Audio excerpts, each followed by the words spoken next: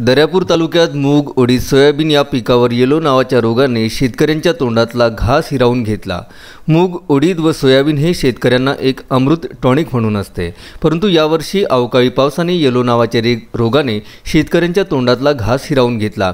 आता शेतकरी कपाशी या पिकावर अवलंबून होते, परंतु कपाशीच्या पिकावर सुद्धा गुलाबी बोंडअळी तसेच बोंडसाळ यांनी मोठ्या प्रमाणात रोग आल्यामुळे शेतकऱ्यांचे 50% बोंडसाळ व 35% गुलाबी बोंड अळीने फार मोठे नुकसान झाले आहे। कपाशी पिकाची पाहणी करण्यासाठी आमदार बळवंत वानखडे व दर्यापूरचे तहसीलदार डॉक्टर योगेश देशमुख, डॉक्टर अनिल ठाकरे, प्रादेशिक संशोधन केंद्र अधिकारी, तालुका कृषी अधिकारी राजकुमार अडोकर, डॉक्टर धावडे, कीटकनाशक शास्त्रज्ञ गजानन चांदूरकर, गोपाल गहले, गजानन घटाळे, संजय कदम, प्रभाकर गहले तसेच शेतकरी मोठ्या प्रमाणात उपस्थित होते।